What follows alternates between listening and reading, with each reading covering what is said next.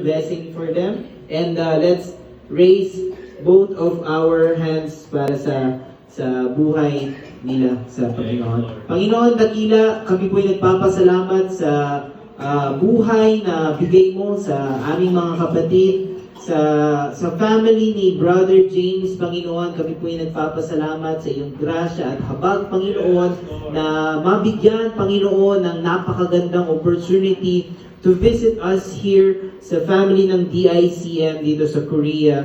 And also, we are thanking you, Panginoon, sa iyong kabutihan because we know and understand the challenges, Panginoon, how to apply visa here in Korea. But you are so gracious and merciful, Panginoon, sa family na ito. And we thank you, Panginoon, sa lahat ng mga impossibilities and miracles na kaya mong gawin sa buhay ng bawat isa.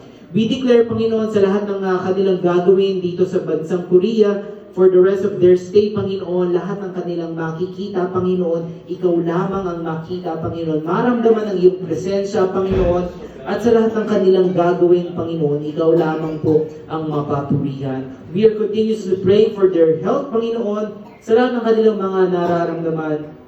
Dalangin at deklarasyon namin, Panginoon, na ito ay iyong pagalingin, Panginoon. At sa lahat po ng kanilang, Panginoon, na naiisip, Panginoon, challenges sa kanilang buhay, we declare, Panginoon, sa lahat ng kanilang gagawin, encounter them with your love, Panginoon. May there be